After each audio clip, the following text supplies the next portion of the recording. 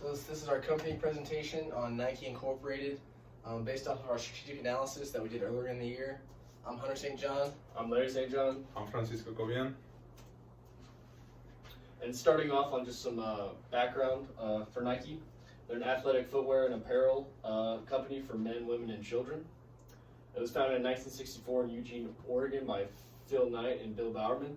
So back in 1964, when Phil Knight and Bill Bowerman founded this Nike, it was originally called Blue Ribbon Sports, but since then, obviously, the name has been changed to Nike. Nike is obviously famous for their "Just Do It" slogan.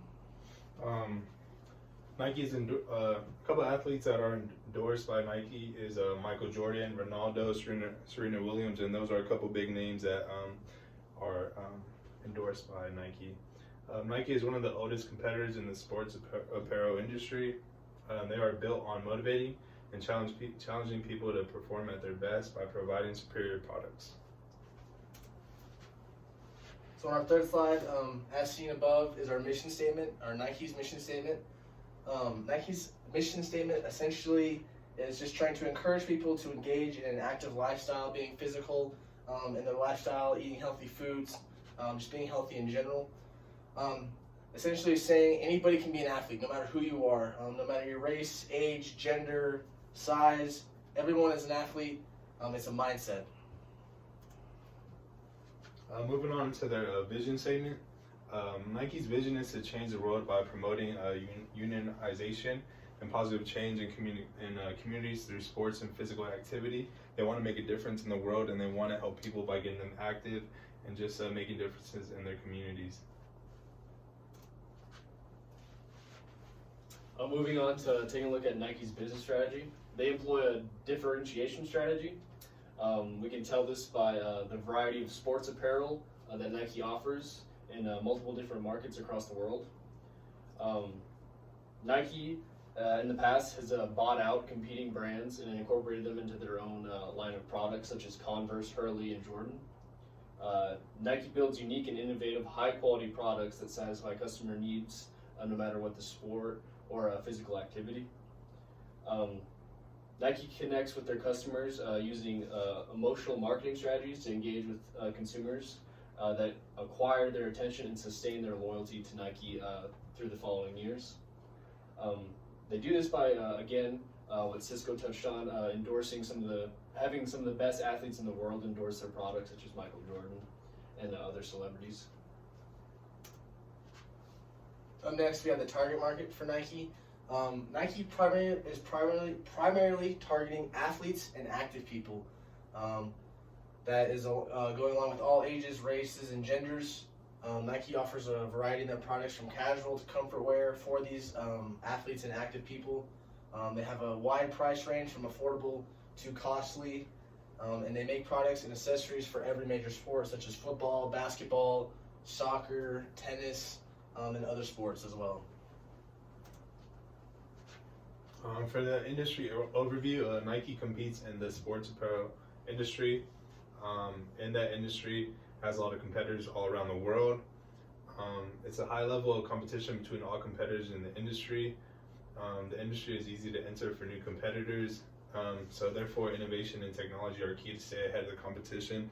And Nike does a really good job with this and has for a while. That's why they're ahead of their competition, and it's not really close. The sports apparel industry continues to grow every year as sports and physical activity continue to become more popular around the world. Online sales and e-commerce have become increasingly popular.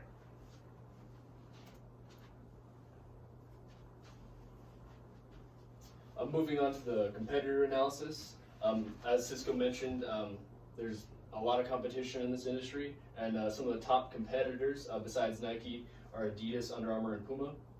Adidas is Nike's main competition in the market because they use similar marketing strategy, offer the same variety of products, and compete in both the U.S. and international markets. Under Armour competes mostly with Nike in the U.S. market. They are making substantial gains in the product development, innovation, and sales in the U.S. market, and gaining on Nike, which Nike's U.S. market sales generate roughly 40% of the revenue. And again, another competitor, Puma, competes with Nike in the international market, similar to Adidas. Puma is lower than Adidas in the industry, but they are rebounding and rebuilding themselves by recruiting professional athletes to help rebuild their image. Next, we'll talk about the macro environment analysis. So this is going over the Pestel framework. The first factor of the Pestel framework is political. So a political factor that companies will face in this industry are government policies, regulations, and laws that limit companies' ability to operate and manufacture in foreign countries. This covers laws such as labor laws and child labor laws and things like that. The next factor of the Pestel framework is the economical factor. Companies in this have faced turmoil through also the COVID-19 pandemic caused a decrease in sales for companies in the industry and forced companies to slow down production due to trade routes being shut down. Due to COVID-19, companies had to find new ways to create revenue because their trade routes were shut down. They couldn't get products across international borders and things like that, and they couldn't sell within stores, so they had to find new ways to create revenue. The next factor is sociocultural of the Pestel framework, which covers the S. Increase in health-conscious shoppers and health trends has attributed vastly to industry growth and popularity. People now are becoming more conscious about what they eat, their lifestyle, how active they are, and things like that. There's new apps that are created to help them stay on top of their health and things like that. So people are becoming more conscious about their health and what they do from their day-to-day lives. Next is the technology factor of the Pestel framework. So innovation of the use of e-commerce and online sales has opened up new markets for competitors. Again, with COVID-19 and things like that happening, e-commerce and online sales were already there prior to COVID-19, but due to COVID-19 and in-store shopping being shut down, people had to do all their shopping through e-commerce, and so it became very popular within the industry itself. The development of fitness apps along with technological advancements have increased customer engagement. As I stated earlier, just a second ago, apps being created to help consumers be self-conscious about their health and how much sleep they're getting and things like that, their heart rate and all that, is making them more conscious about their health. So these apps are helping customers be more engaged with these brands as well. Next is the environmental factor of the Pestel framework. Companies are reducing their carbon footprint by using renewable resources, sustainable materials, and recycled materials. We'll talk about it later in the PowerPoint, but companies are now starting to use renewable resources more and more, trying to get to 100% renewable resources to help with their CSR initiatives and helping to create a positive impact on communities. Lastly is the legal factor of the Pestel framework. Ownership over intellectual property and patents are resulting in more controversy and legal issues. Within the industry itself, there's a lot of companies that can imitate other companies' products. And so there's issues regarding the property of those ideas and that property of patents and things like that, so there's a lot of legal issues in that area. Moving on to the 5 forces analysis. To begin with, we're starting with the threat of new entrants. And in this section, it is a moderate to high. Due to how easy it is to imitate products and enter the industry, there are many people that make the same products and copy each other a lot and imitate what they make, just and sell it maybe at more affordable prices. So that's one reason why it's moderate to high. Another one is bargaining power suppliers. It is low since there are many suppliers that offer similar raw materials and other resources that companies need in the industry. And then the bargaining power of buyers, it's a moderate because buyers purchase a large portion of the supplier's output and contribute a large portion of the supplier's annual revenue. With the threat of substitute products, it is a moderate to high since competitors in the industry produce similar products and consumers have considerable alternatives. So an example would be like Nike and Under Armour creating like similar products. One sells them for cheaper and more affordable, so therefore a lot of consumers may buy other products just based on their price. And the last one is the competitive rivalry. It's a high intensity of competitive rivalries due to the saturated market.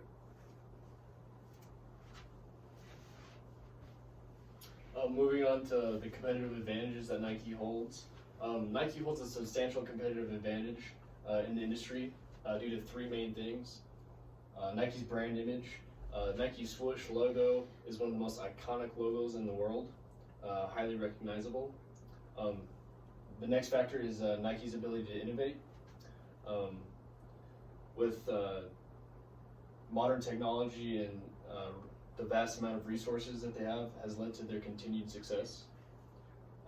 They continue to invest large sums of money into research and development every year. Another major factor that has led to Nike's competitive advantages are their marketing strategies. They employ emotional branding to gain connection with consumers, and again use professional athletes and celebrities to get their message across. Next, we'll talk about Nike's marketing mix. That goes over the 4 Ps: product, place, price, and promotion. Nike's product mix includes shoes, sportswear apparel, equipment, and accessories. They offer a very wide variety of different products that go into different markets. Their products evolve as customers' wants and needs change over time. They have been great at being innovative with their products to cover all wants and needs of their customers. Next, we'll talk about place.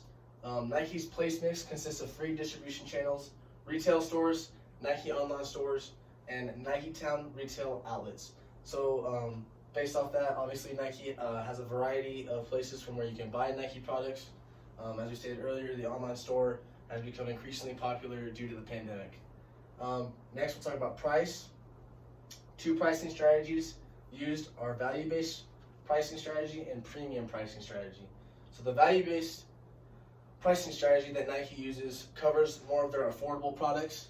This is based off the customer's value and how they view Nike's products, and they base off the customer's value of their products. That's how they price their products. So that covers more of their affordable products to where a majority of people can purchase and afford those products. Another strategy they use, as I stated earlier, is their premium pricing strategy.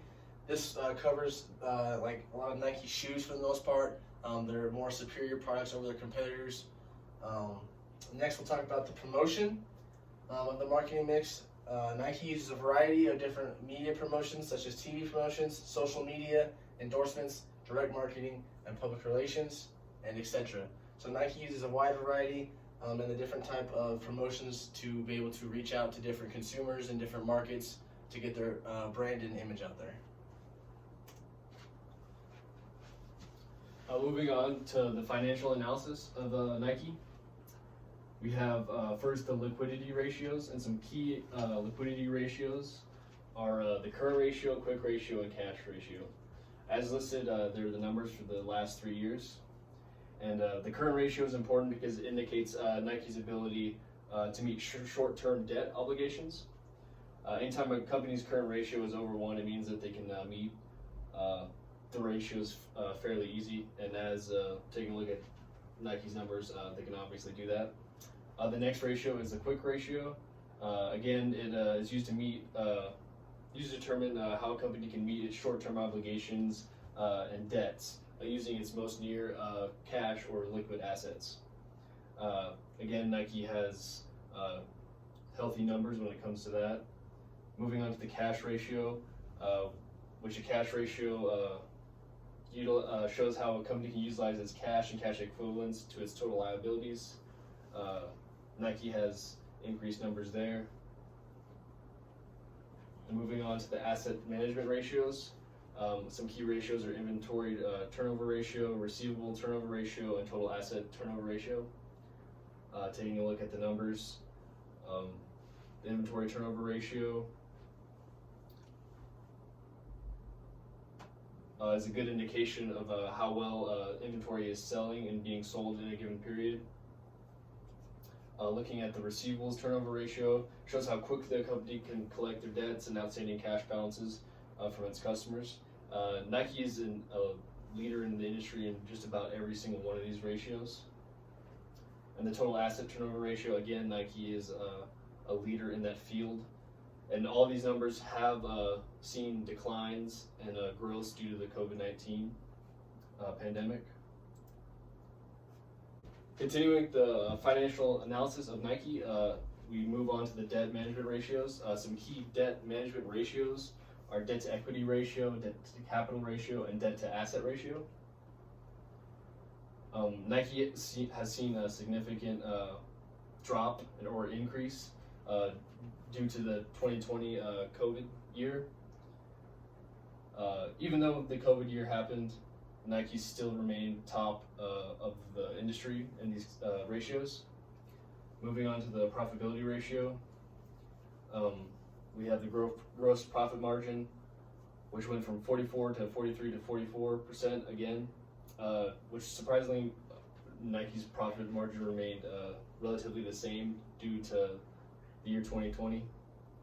Looking at the return to equity ratio, we see a similar drop, as well as a return on assets, which we see a significant drop of almost 50% and then going back up to almost 16% again. Another important ratio is market value ratios, and three important in this field are price sales ratio, price to book ratio, and price to earning ratio. Again, we see a significant drop due to the year 2020, and again, Nike is still remains the industry leader in all of these ratios. So moving forward in this slide, we'll be talking about Nike and their corporate social responsibility. Nike is very high in this field, and they tend to do a lot of things to give back to their community and be responsible in that sort of way. One way is they are pushing towards 100% renewable energy by investing in innovative technologies and operations just to help the environment and other ways like that. In addition, their inclusion of women and ethnic minorities in the workplace is continually increasing company-wide. This is something that they want to keep increasing each year, and just want more people to feel that they are equal and just create more diversity in the workplace. Moving forward, they are focused on creating lasting change in communities through partnerships and promoting physical activity. An example would be that they partner with Girls Inc. To help young girls learn and gain movement skills with activities and sports in the U.S. and through Canada, just to start just kind of like setting the tone and helping kids start at a young age, be physically active and continue with a healthy lifestyle. And then they also invest annually into communities, organizations, charities, and foundations, and try to help out as much as they can. I know one example is when COVID happened. After that, they try to give back and help people, first responders such as nurses, cops, fire departments, and other people that were working during that time. They gave back and try to help them out as much as they could. Just feeding off what Cisco was saying, Nike has separated themselves with these CSR initiatives by using more of their financial resources to support communities and stand behind community members. In recent years, Nike has gotten more involved in controversial issues here, especially in the United States. With these controversial issues, they've had the back of the people in a sense, and show that they're not afraid to stand up for injustice. Next, we'll talk about the SWOT analysis, strengths and opportunities. I'll first list the strengths that we have listed, and then the opportunities, and then show how they relate to each other. So first, the strengths are innovation, high quality products, brand image, marketing capabilities, and differentiation in products. For opportunities, we have technological advancements, global expansion, and acquiring or creating other brands. So for the strengths of innovation and high quality products, we can put that with the opportunity of technological advancements. Nike is known for being very innovative with their products and creating new products, and creating high quality products with their superior materials and things like that. With these technological advancements, that is helping Nike continue to be more innovative, and they can use, as technology continues to increase over time and become just more new technological advancements, Nike can use those to help them create better products. And like to touch up on that, an example would be they just created a LeBron facility, right? And through that, they're trying to find new ways to help athletes be comfortable, play at a higher level, just through the building of sustainable products and making sure that they're comfortable. So that's one step that they're taking right now to just improve and they're always finding ways to improve in that section. Next for the strengths, we have brand image and their marketing capabilities that can be connected to the opportunity for global expansion. Nike's brand image as a company and what they do and what they represent is going to help them get into emerging markets on the international level and on the global level. Companies and countries want to sell Nike products because of what they stand for and the superiority of their products. So simply their brand image is going to help them do that. And along with that, their marketing capabilities allow them to reach out to different markets that other competitors can't. Next, we talk about differentiation in products. As stated earlier, Larry had talked about how Nike had acquired Converse and Hurley and other brands. By acquiring these other brands and creating other brands like Jordan, it's allowed them to emerge into different markets and have a differentiation in what they offer to their customers. Next, for the SWOT analysis, we'll talk about the weaknesses and threats. Again, I listed the weaknesses first and then threats. So the weaknesses we have listed are poor labor conditions in foreign countries. Majority of sales and revenue comes from the United States. Sexual harassment in the workplace, and then they're easily imitated products. For the threats, we have continued growth and competition in the industry, lawsuits, and copycats producing fake Nike products. And so for the continued growth and competition in the industry, this kind of goes over the weakness of, is connected to the weakness of easily imitated products. The sports apparel industry itself, as stated earlier, it's very easy for new competitors to come into the industry and kind of copycat or imitate what Nike offers, and that helps companies compete against Nike. Next, we have the lawsuits of the threats. That's connected to the weaknesses of poor labor conditions in foreign countries, sexual harassment in the workplace. Those two issues right there have caused a lot of controversy and caused a lot of heat for Nike. And lawsuits have come along with that. Then we have a weakness of majority of sales and revenue comes from the United States. This has affected them with the growth of the competition in the industry because if they have a lot of focus in the United States, and this has caused them to hurt within international markets, and as growth continues within the industry, they're becoming far and far behind in the international area.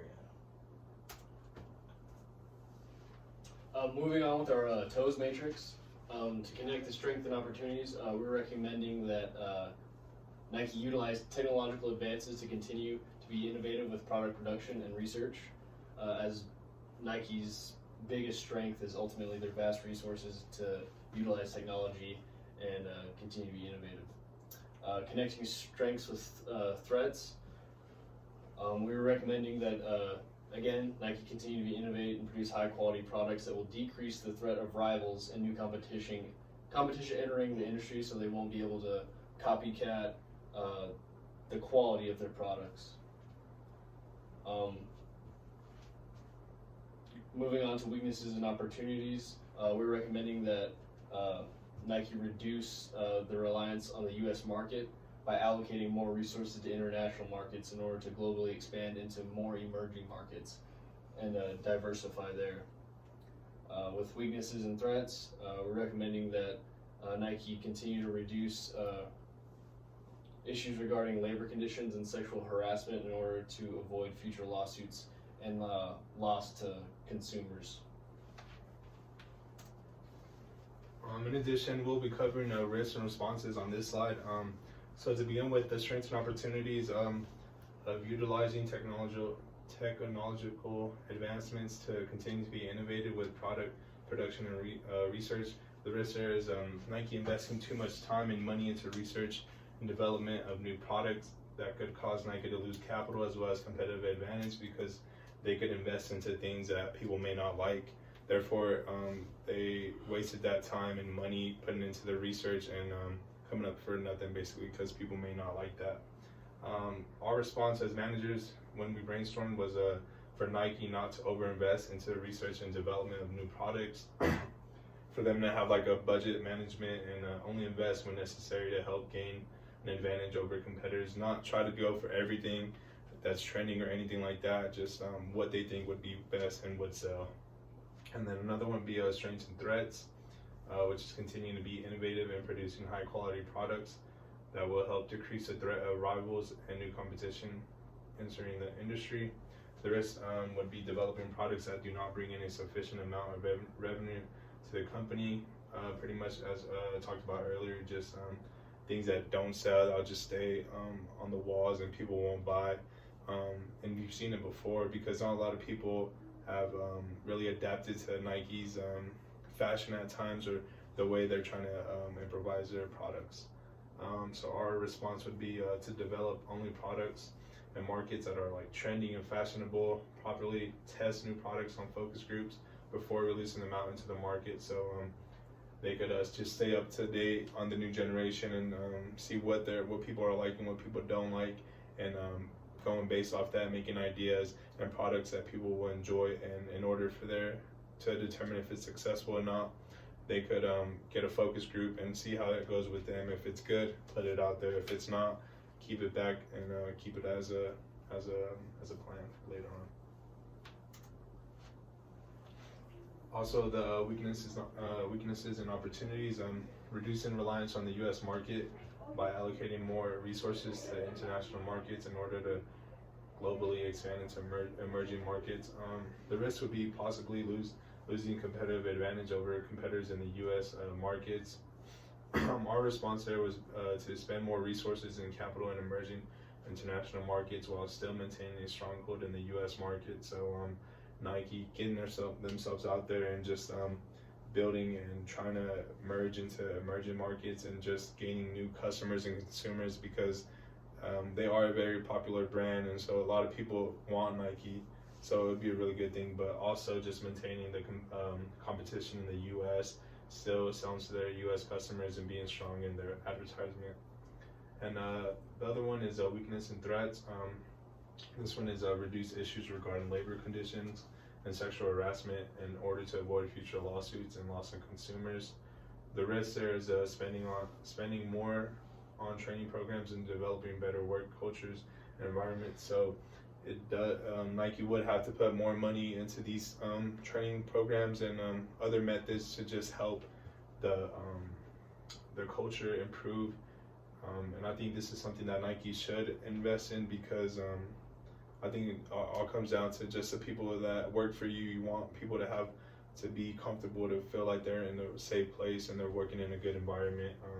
So our response for that was to create more opportunities for an inclusive and diverse workforce so that the employees feel safer and trusted. Again, whenever employees feel safe and trusted, they feel like they could, whenever there's meetings going on, they could pitch in their ideas, be more creative, and just talk to one another to come up with the next biggest and better thing.